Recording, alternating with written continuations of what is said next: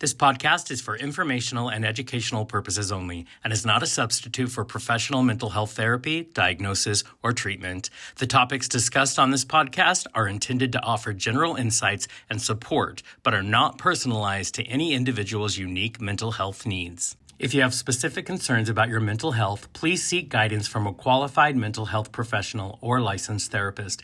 Your mental well-being is important, and only a trained professional can provide tailored advice and care.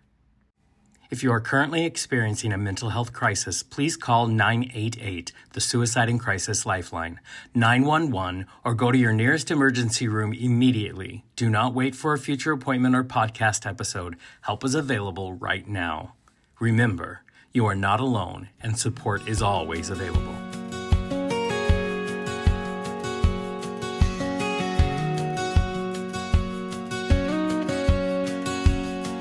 Pull up a chair, take a breath, let's talk. Life gets messy and that's no shock.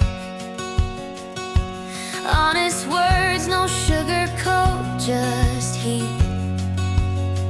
Welcome to Holly's world, the hot seat.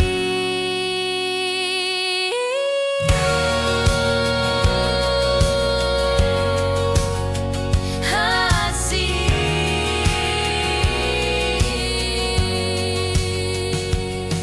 Hello and welcome back for our second episode on neurodivergence. Today we're going to talk about ADHD. And as you might notice, I have a guest.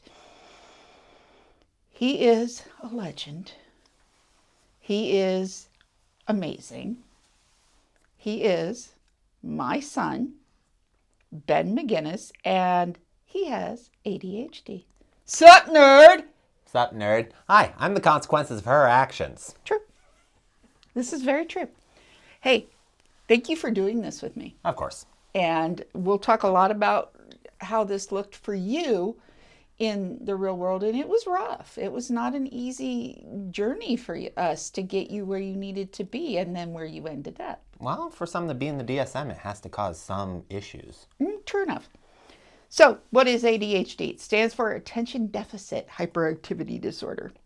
And it used to be split between ADD, which was attention deficit disorder, which meant not as much hyperactivity, or ADHD with the hyperactivity. It's not like that anymore. We talked about the DSM-5 TR last episode, the big green book with all the pretty tabs. In that book now, they call it ADHD predominantly inattentive, ADHD predominantly hyperactive, or ADHD combined presentation. So what is it? It affects how the brain works. Hard to control attention or direct it to certain tasks. We've all been there, but we're somebody with ADHD, it's like squirrel on overdrive. Difficulty focusing, which is very typical, but we're going to talk about something else that they do that it has as well. Trouble sitting still. Are we sitting still? Am I? I don't know. Am I? Impulsive behaviors. But it also allows you to get in the zone or hyper focus, which we'll talk about in more detail shortly. Typically starts between the ages of 3 and 6 years old and may continue into adulthood. Some people don't get diagnosed until they're an adult. There is no cure for autism. Or autism. We'll talk about that. Oh, does that count as a diagnosis? No. There's no cure for ADHD. Difficulty giving close attention to details or making careless mistakes. Difficulty sustaining attention in tasks or play activities, lectures, conversations, or lengthy reading. It's a fun when you're in college. Difficulty listening.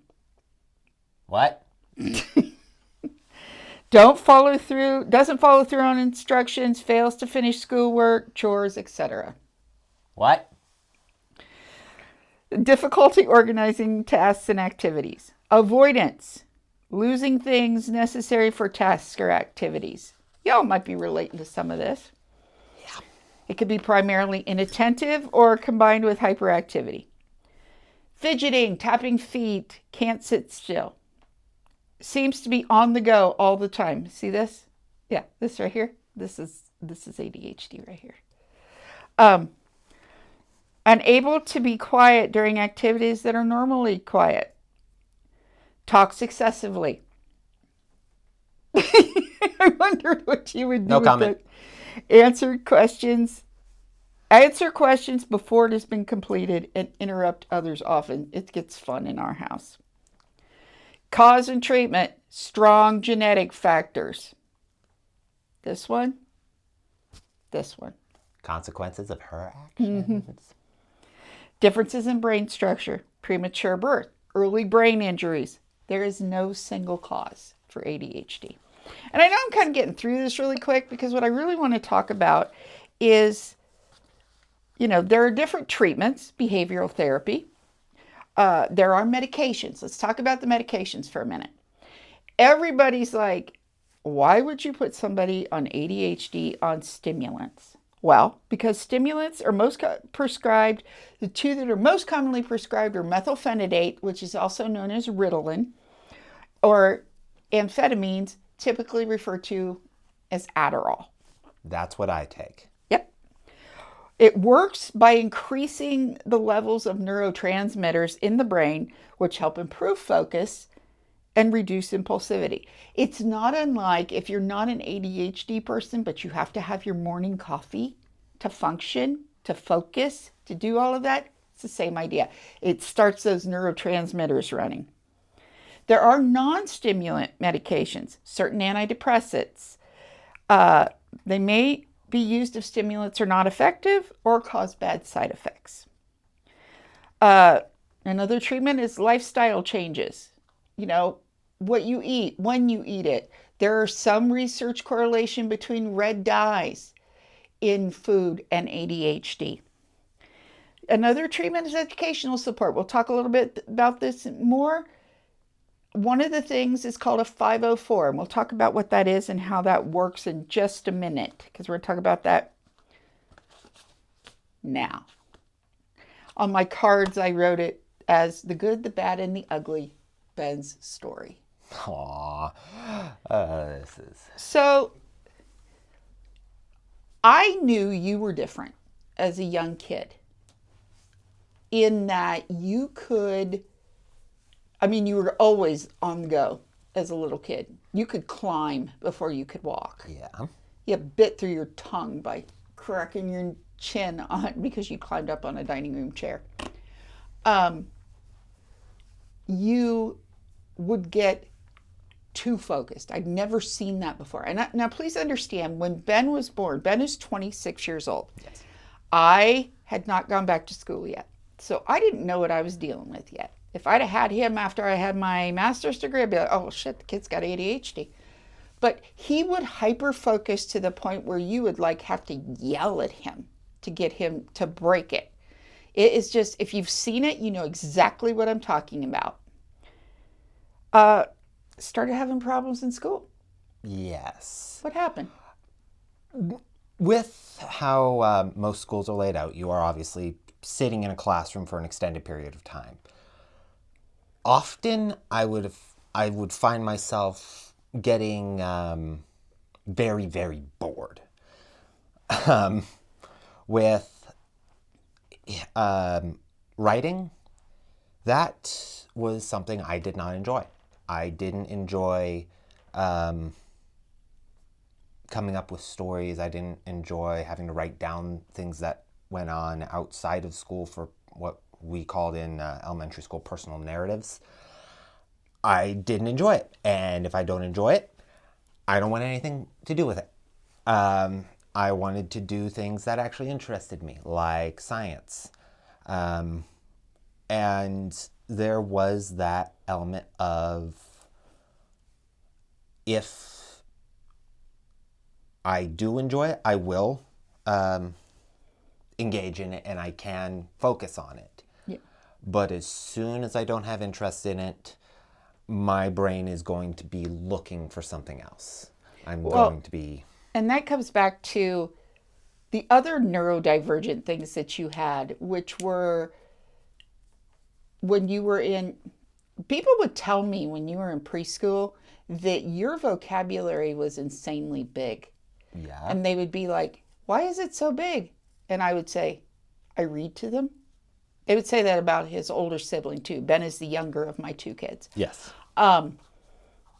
You know, but the other thing that was always fascinating to people is you would do what they would call cop speak. Instead of saying car, you would say vehicle. Instead of saying man or woman or lady or guy, you would say female or male. You were very literal in everything that you said. Mm-hmm. But then as you got into kindergarten, we were so lucky for most of your academic career. You had an amazing kindergarten teacher who got immediately that you knew how to think in a different way, and in a different way that was smarter than the average bear. You had the first and second grade teachers that you had, Mrs. Shine and Mrs. Chisholm. They got you. Mrs. Shine would often say, he thinks so outside of the box, and it is so cool. And then we got to Mrs. Lively. And she realized that you needed to be in a gifted and talented program. And so you were tested.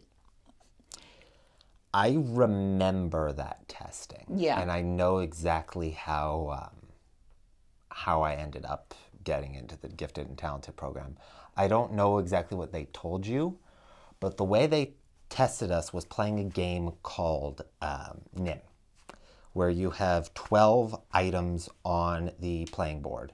And the goal of the game is to make your opponent get stuck with the last item. If you know how that game works, you can win every single time. I figured out how that game worked, and I won every single time. As a second grader.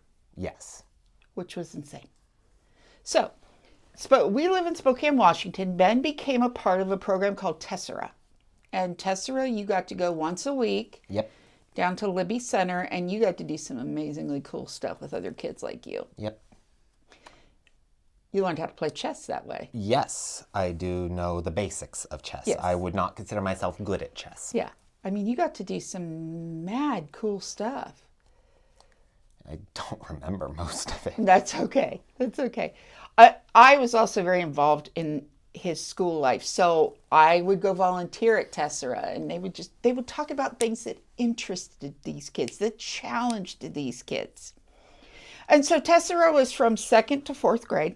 You could continue going after that, but you had the option of moving full time into gifted and talented. And that was Odyssey. Mm-hmm. Now understand that Ben also has, we talked about several other neurodivergent issues, one of them being called dysgraphia. For many years, from kindergarten up, I was saying his handwriting isn't right. There's something wrong. It'll get better. He'll grow out of it. No, there is something wrong. Oh, he needs occupational therapy.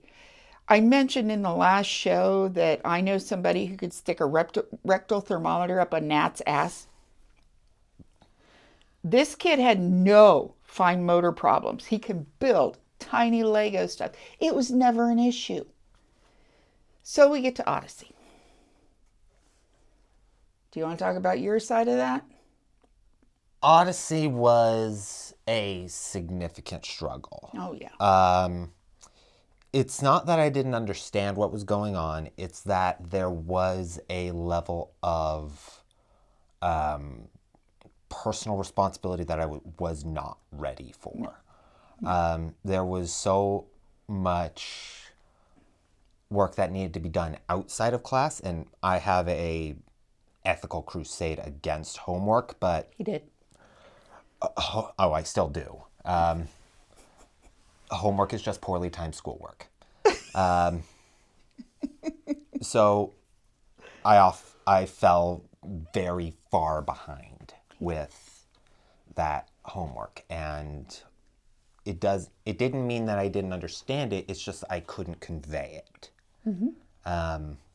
And that ultimately led to Odyssey falling through. Yeah. Let me pick that up right there. So He was struggling in Odyssey. The handwriting was a problem because he couldn't write on lines. That we're talking now 5th grade, 4th, 5th grade.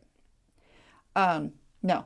Yeah, it was 4th. It was 4, 5, and 5th grade. 5th and fifth 6th grade. was Odyssey. And then it's... No, you could have gone to 8th grade through that. Odyssey all went the up to it 8th would have grade. been all the way up through middle school. Yeah. So he could have gone... That was what the plan was, is he was going to be in Odyssey. He was going to go all the way to 8th grade, and then he'd transfer to high school. And then there were issues. His teacher was contacting me. I talked to the principal, and this is the part where I get really angry. I said, are you going to force him to leave? And they said, oh no, we're not going to force him to leave.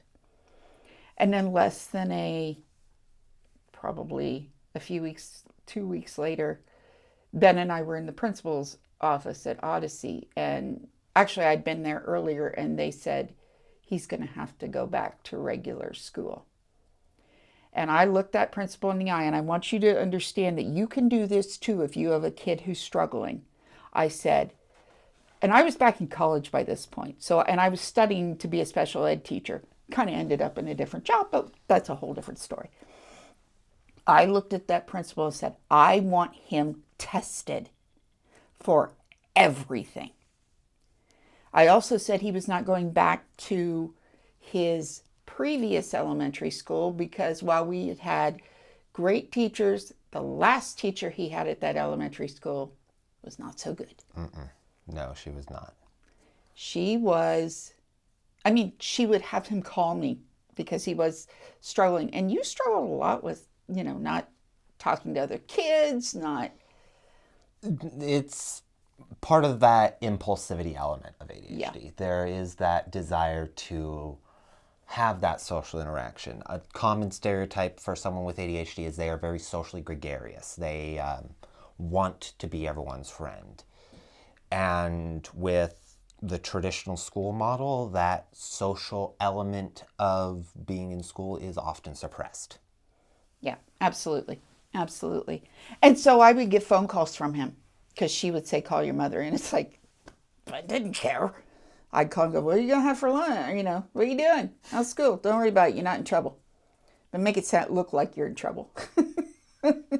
And I knew it wasn't that. So I was adamant. He's not going back. Well, we'd also sat down and had a conversation about, because when you were pulled out of Odyssey, they said, oh, he can come back. And you were like, No. Nope. No.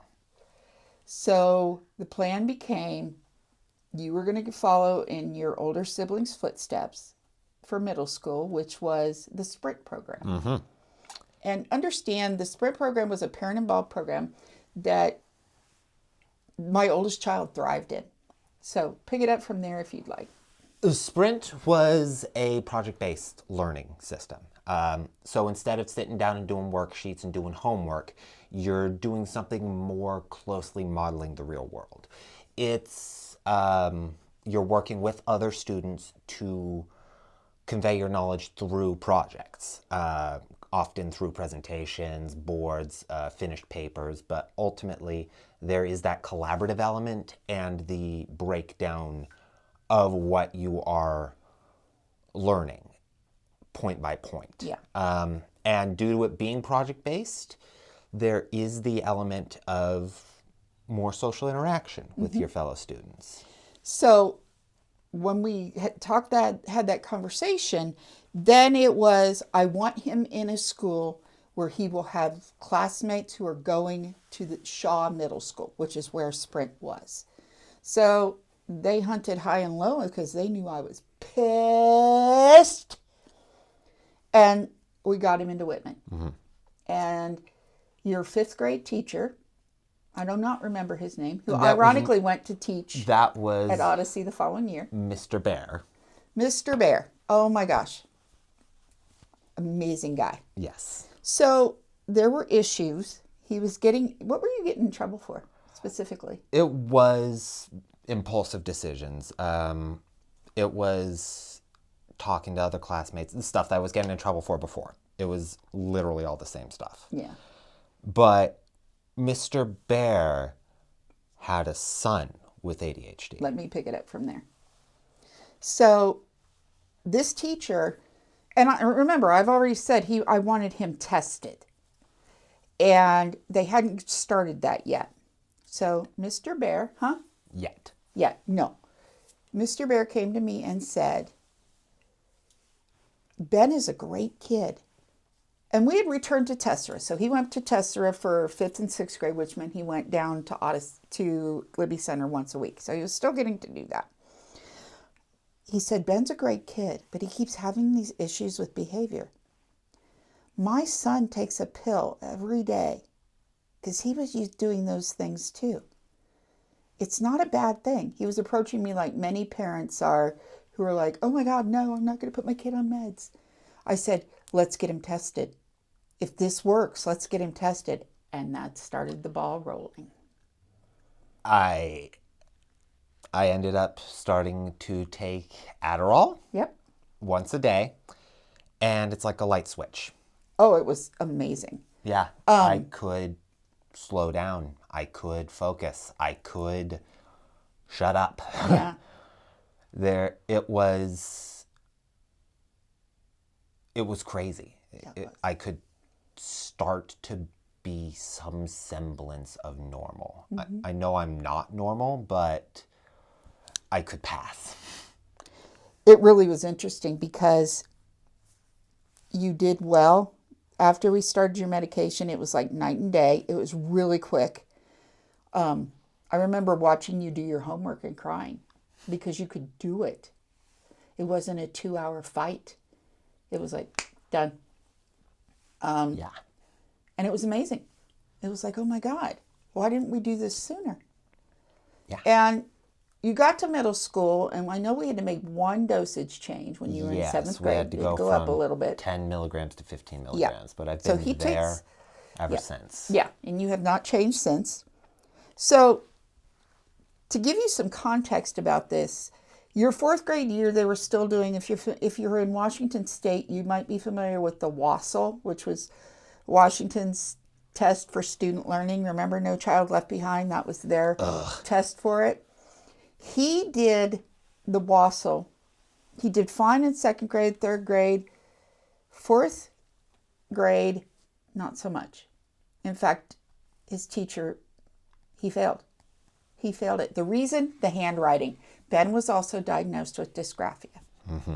Finally. We go over to middle school, and it's called the MAP test. Ugh. At that point, you hated it. You so hated it. Testing was awful. I am vehemently against standardized testing. Yes. So he took it. We had to come up with a way because, and I'm swinging back around because this is kind of like how this goes in our house. Yeah. We had to create what was called the 504. And a 504 plan is a plan that is created for a child with learning disabilities to give them a level playing field. Mm-hmm. Not to make it easier or, give them special advantage. It's to make everything a level playing field.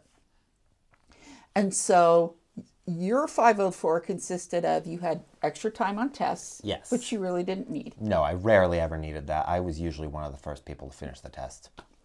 And help with writing.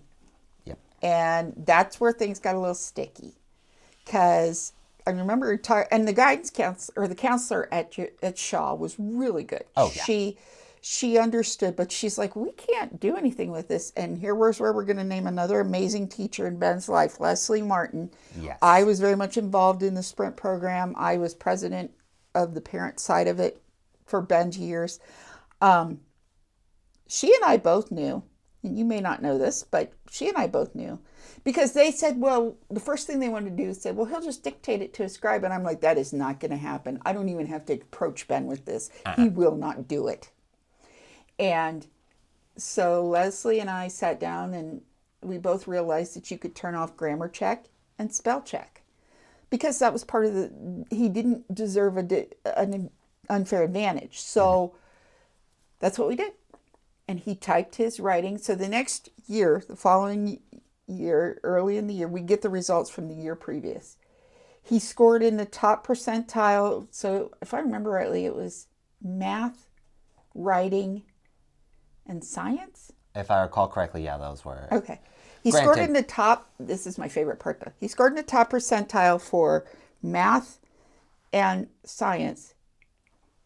And he got a perfect score for writing.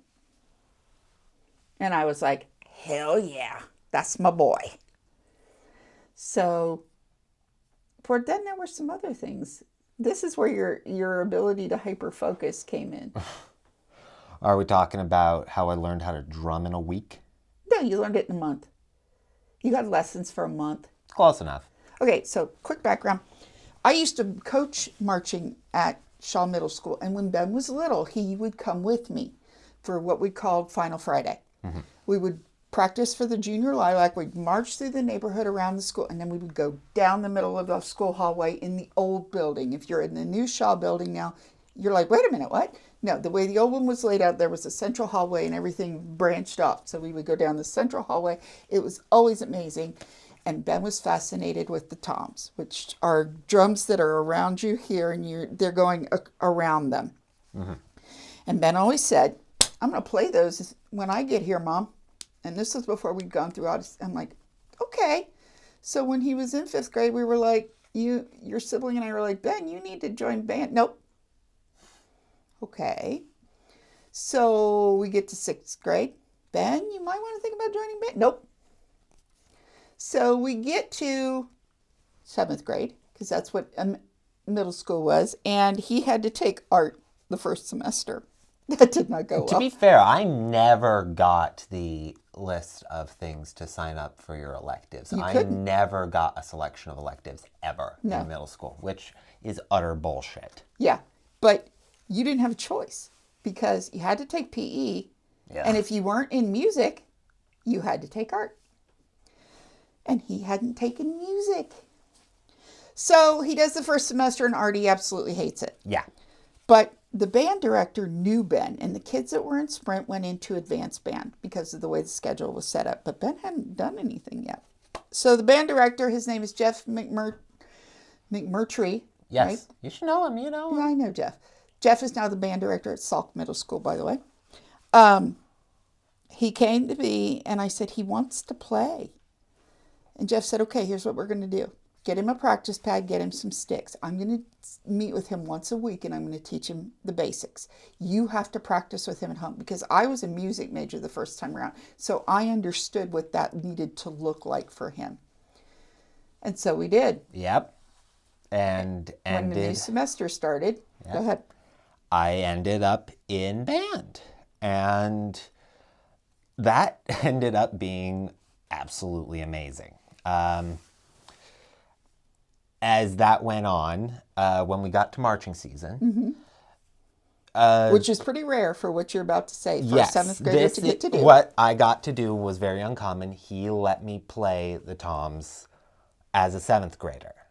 8th graders were typically reserved for those drums, but he let me play them. Because not only did Ben do that, but there was a situation when festival... That wasn't until the next year. Oh, it wasn't? No, that was 8th grade. Oh, I thought that was 7th grade. No, that was 8th grade. But I do know what you were talking about. Yeah. There was a situation where another kid in the class got suspended. And in Washington, we have festival. And festival is where you show off your musical skills. And this kid got suspended right before it. I ended up being provided the sheet music 3 days before. So I had to go from never seeing the sheet music before to concert level playing over a weekend. And he did. So, get to high school, the community school, Cindy McMahon, both of my kids went there. They did amazing. It was a full project-based high school. Yep. And Brian Monger was his advisor. You built a jet engine, the kite. Yep. You did a lot of cool stuff. 4 and you were in different the robots. drumming group there. You were the first kid in the community school to go through all 4 all years. 4 years. Yep. Absolutely. What about college? Oh, yes. College. Well, as you know, when you're in high school, you got to apply to colleges. One I get all the common, credit here. So one common thing between ADHD and autism is that ADHD and autism tend to have obsessions. And my obsession is aviation. There is a school in the United States that is known as the Harvard of Aviation. That place is Embry-Riddle Aeronautical University. I didn't think I had a chance of getting in, but through some subversive means, someone sent in my FAFSA information, so she forced my hand. I applied, I did all the application process, and less than a week later I got an acceptance letter. he did. And he ran like the wind Yep. in college. I ended up... Dean's List twice. Dean's List twice. Ended up getting my bachelor's degree in aeronautics with a minor in aviation safety. And now I have been working for 2 years out at Spokane International Airport, working the line side, and recently got promoted to safety officer. I'm a very proud mama. But yeah, let's talk about those hyper-focused interests, and I can label them in your years. First one as a child, trains. His first word was diesel. Thomas the Tank Engine was a big one of that. Then it was Rescue Heroes. Yes. And then it was Codename Kid Next Door. And now we're getting into the current hyper-focused hobbies. Transformers. Yes. Star Trek. Yep. And aircrafts. Now, can you see the connection between all 6 of those? They're all mechanical based. Yes.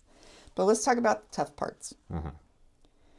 Unfortunately, as of now, Yes. you cannot do the dream job that you really wanted. Yes, I do want to be a pilot, but current FAA regulations disqualify individuals with ADHD who take medication.